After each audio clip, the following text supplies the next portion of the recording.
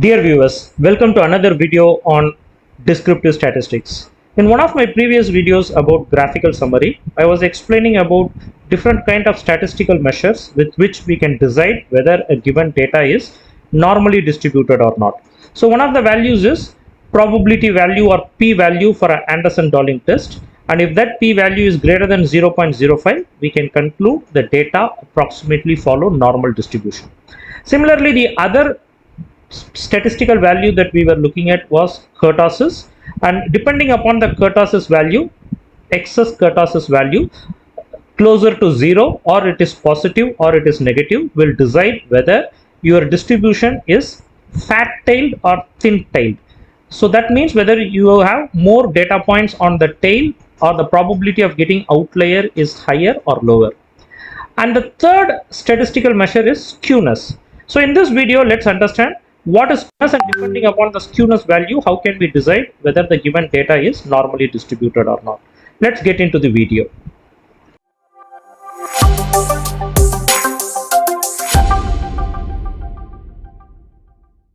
As I was explaining in the introduction, there are different ways by which we can tell whether a given data is normally distributed or not. In that order, we saw what is a probability value. We saw what is a probability value.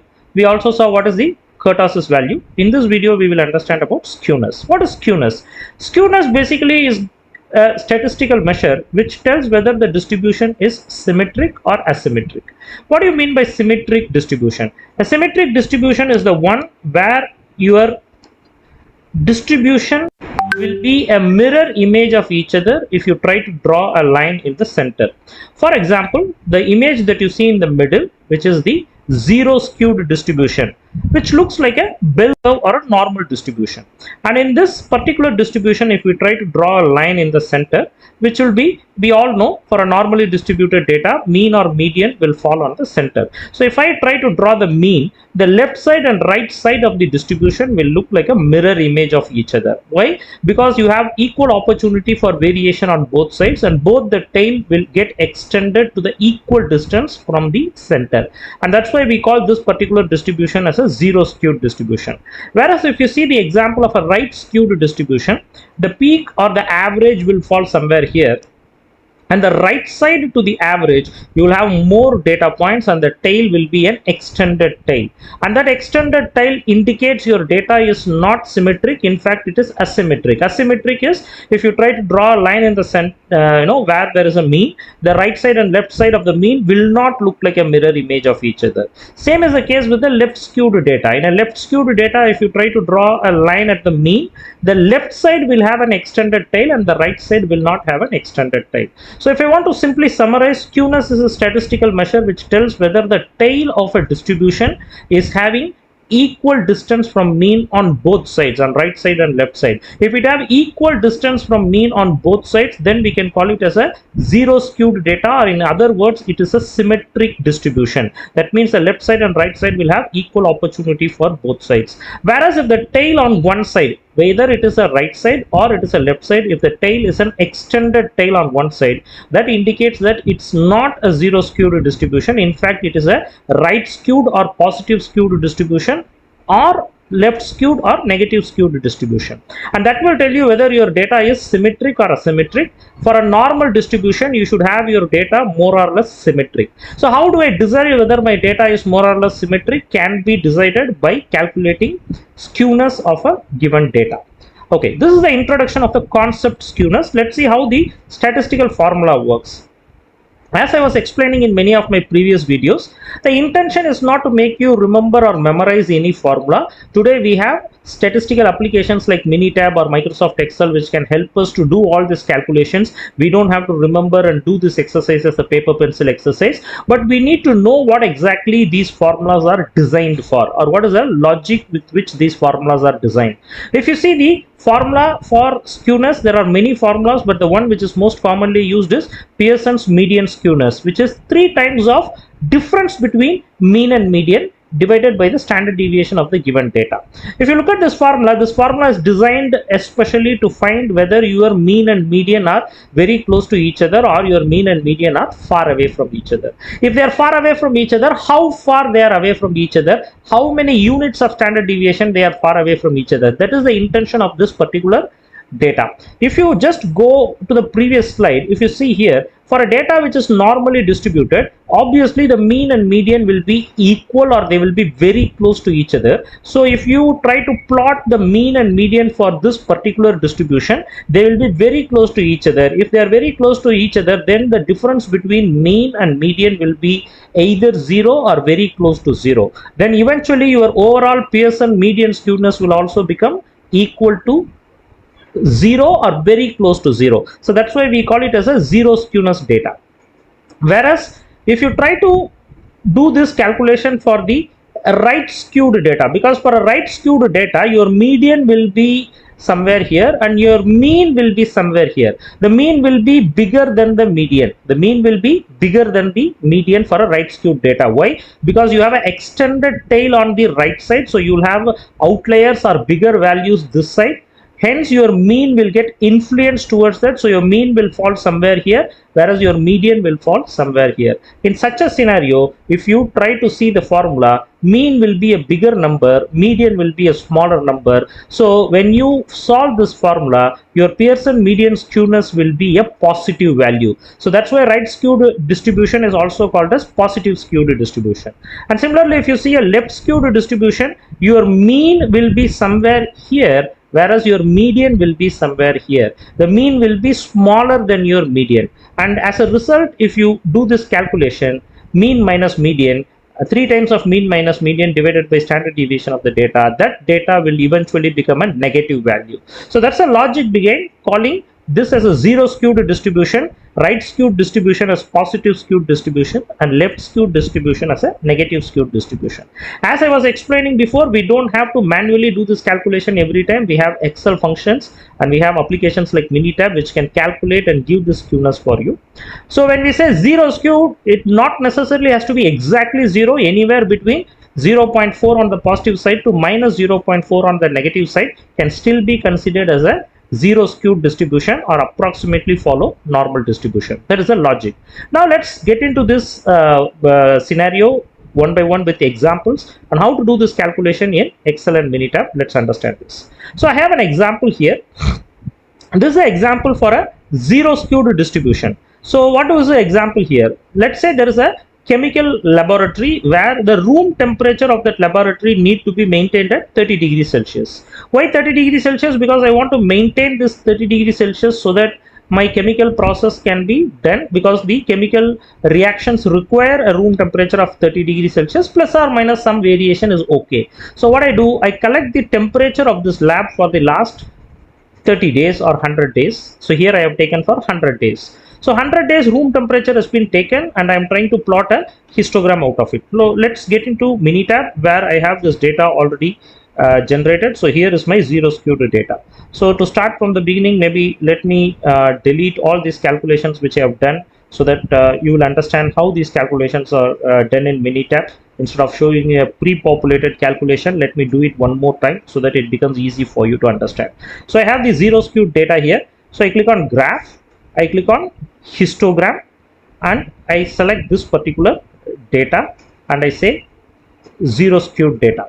Now in the zero skewed data, to make us easy for us to understand, I also have this data in Excel. So let's calculate the average and median of this. So the average of the given data is 30.08 and the median of the given data is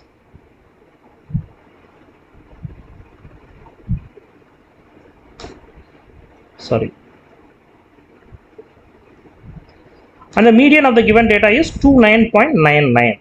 So what I do, I come here, I click on scale, I click on reference line,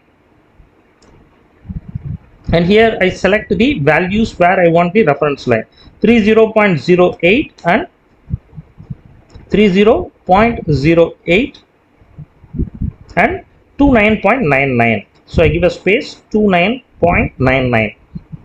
Now I click OK and then I click OK. So I get a histogram like this, and in this histogram you can find that the distance between mean and median is very close to each other.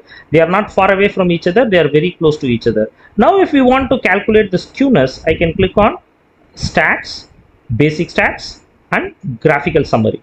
So when I click on graphical summary and select zero skewed data and I click OK, I get a graphical summary where the mean and median get plotted, but along with that I also get the skewness data. So the skewness data is 0.228633. So what we can do is we can come back to the Excel, and in Excel there is an Excel function available. So I type is equal to SKEW. So you have skewness for sample and skewness for population. We are going to select skewness for sample. So if I select skewness for sample and I close this bracket, I get the skewness data. So as I was explaining in the previous slide, any value between plus 0.4 to minus 0.4, we can call the data as a symmetric distribution. That means the tails are having equal distance from mean or approximately equal distance from mean. So that is the understanding. So if I get back to the Minitab slide, if you see here, so whether a given data is normally distributed or not can be calculated or can be assessed by the p-value, the probability value for your Anderson-Darling test, which you see here, which should be greater than 0.05 to go with the null hypothesis. So from that perspective, this p-value is 0.541. Definitely I can go with null hypothesis. I can conclude that the data is approximately normally distributed. But I can also look at the skewness data. Skewness data is less than 0.04 on the positive side. So I can still conclude this data is symmetric. And with kurtosis value closer to 0, minus 0.01. So with the kurtosis value closer to 0, the probability of outliers in this data is also very, very less, because if the excess kurtosis value is higher on the positive side or higher on the lower side, that indicates that you have too little outliers or too high outliers. So the kurtosis value being higher or on the negative side will tell you whether this data have possibility of outlier very high or no possibility of outlier at all. It is a uniform distribution. But in this case, it's closer to 0. So as I was explaining in the previous video, it's a mesokurtic data. So I will share the link of the kurtosis video that I have prepared, which will give you more insights about what is this value kurtosis and how the kurtosis value will help you to understand whether there is presence of outliers or not. So in this example, we have seen a zero skewed data. So what we will do is now we will understand the examples for the other types of distributions, which is left skewed and right skewed. So as I was explaining, a zero skewed data, the mean and median will be very close to each other. And as a result, if you try to find out the distance between mean and median and divide it with standard deviation and multiply it with 3 times, it will be a very, very small value closer to 0. So there is a logic of deciding whether my distribution is symmetric or asymmetric. Symmetric means it have opportunity for variation equal on both sides, or in a very simple layman language, the tail of the distribution is approximately having same distance from the mean. So that is the logic of calculating skewness. Now once we have done with the zero skewed distribution, let's understand about the right skewed or positive skewed distribution. So what is a right skewed or positive skewed distribution? So a right skewed distribution is where you have possibility of extreme high values. That means values which are higher than the mean, which will fall on the right side of the mean. That's why we call it as a right skewed distribution. So in this case, what is the example that we have taken? The example that we have taken is the price of 1 kg of onion in a local market. So many of you will understand that price of onion will have a limited amount of variability on the lower side, whereas on the higher side, the price of onion can even sometimes become a extremely high value. So if you collect price of onion data and try to draw a histogram for it, it will not be symmetric. Why it will not be symmetric, or in other words, it will be asymmetric? Why? Because the opportunity for variation is higher on the right side of the mean, and the opportunity for variation is lower on the left side of the mean. That's why this data cannot be symmetric, and if it cannot be symmetric, it cannot be normally distributed also. Let's understand how does it work with our Minitab exercise. So I have the same data here in Minitab. So I'm going to click on stats. I'm going to click on graph. I'm going to click on histogram, and I'm going to select the histogram for the right skewed data, which is nothing but price of onion data. So here I'm going to add the mean and median value in the reference line. So as I was explaining, I have this data in Excel. So let's get this value in Excel. So I'm going to copy paste the functions so that we will be able to find out the mean, median, and the skewness value. So 31.53 is my mean and 30.72 is my median. So I'm going to add reference line at 31.53 and give a space and add the median value, which is 30.72. Now I click on OK.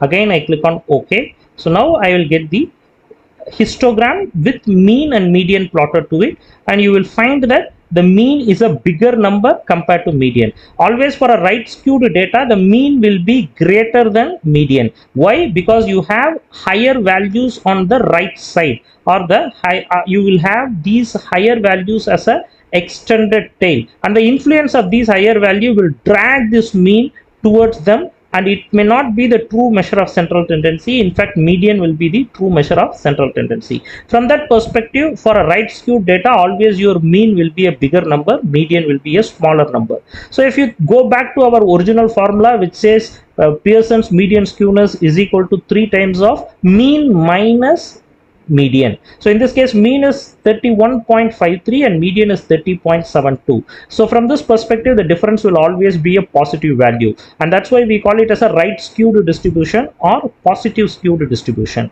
So to calculate that skewness value, what we can do is we can click on stats, we can click on basic stats, and we can click on graphical summary. Select this data right skewed distribution, click OK. You will get the skewness value. So the skewness value that you see here is 0.805190. So this is the value, and this value is a positive value, definitely bigger than 0.04, which is a threshold limit to decide whether your data is zero skewed distribution or it is a positive or negative skewed distribution. In this case, 0.80 is definitely positive skewed. The p value is less than 0.05, which is another indication that your data is not normally distributed, and the kurtosis value is also 0.16, which says it is a thin-tailed, it is a fat-tailed distribution, because there are possibilities of more outlier on one side of your distribution, right? So kurtosis explains about whether your tail is thin or fat. Skewness explains about whether your data is symmetric or not. So considering all these things, we can make a decision, yes, this data is not symmetric, not normally distributed, right? So that is a decision that we make here. If you go back to the Excel, I told already, the skewness function will help us to give you the skewness value for the given set of data.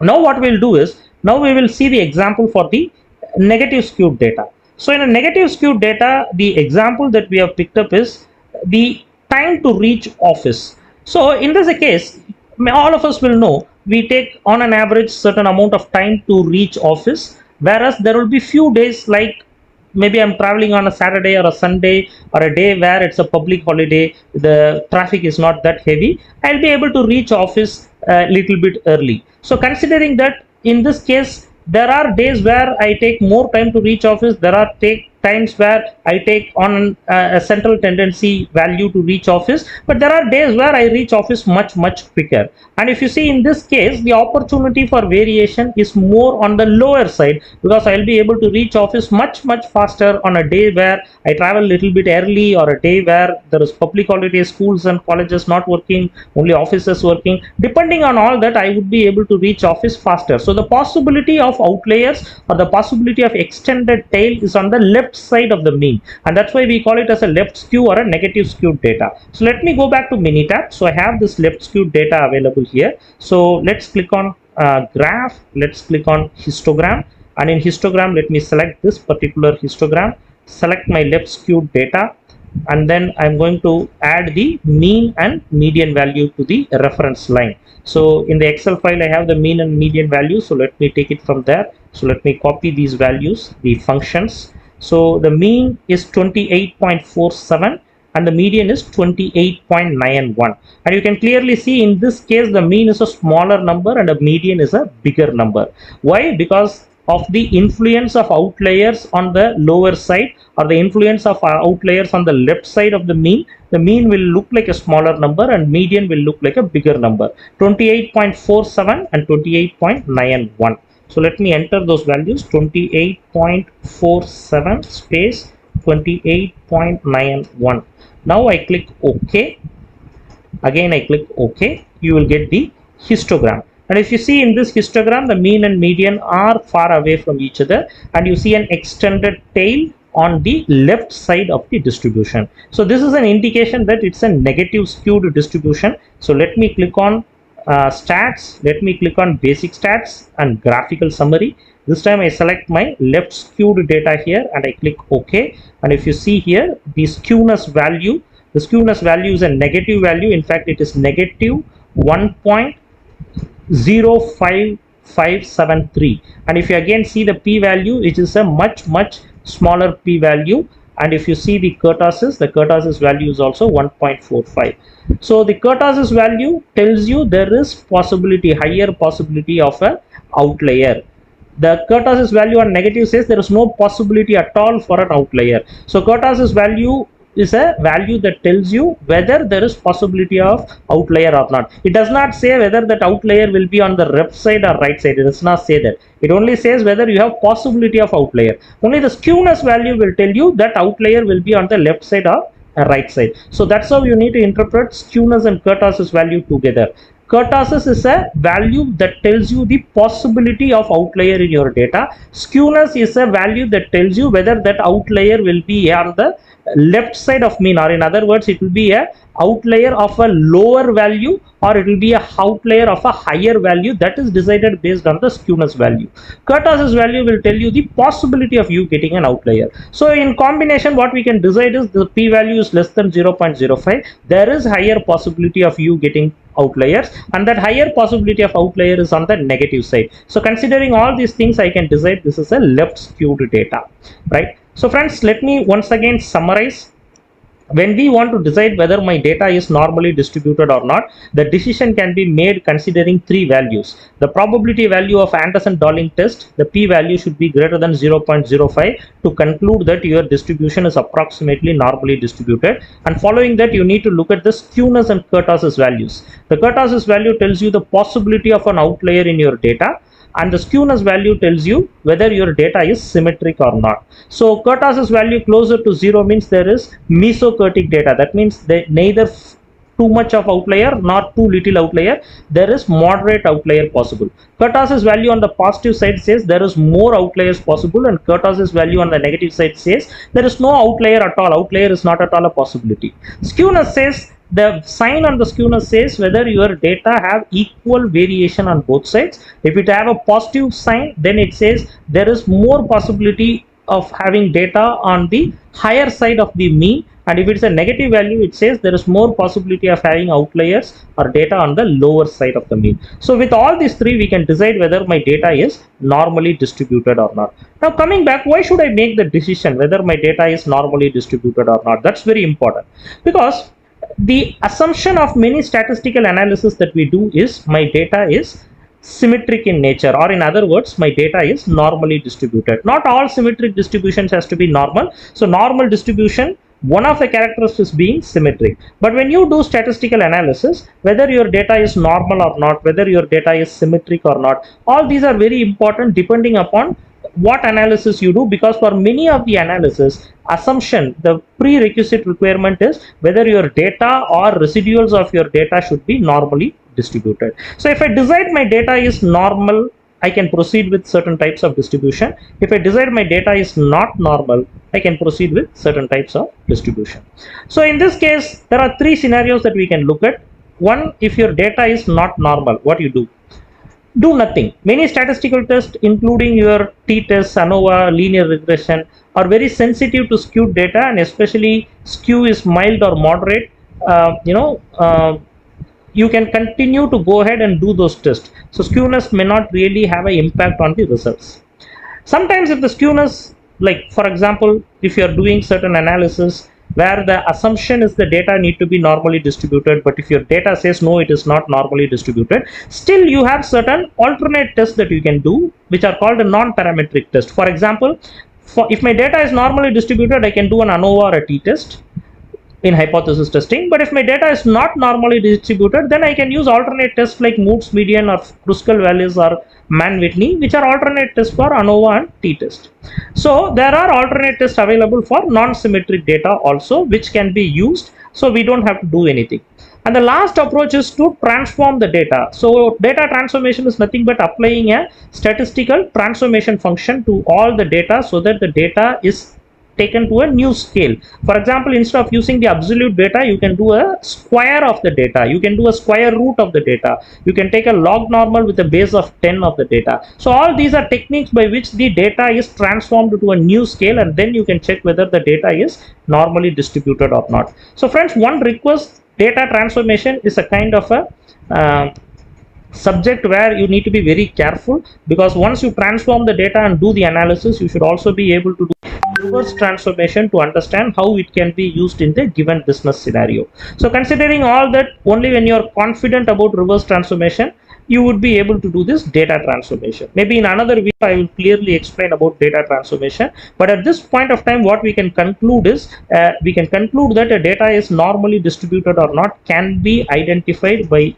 looking at the p-value of the Anderson-Darling test, skewness value, and the kurtosis value. I hope this video was helpful for you to decide whether a given data is normally distributed or not, and if normally distributed, what is the next course of action? If non-normally distributed, what is the next course of action? So for more videos on descriptive statistics and quality management tools, please subscribe to our channel. I hope this video was useful for you in your analysis. Thank you. See you in another video.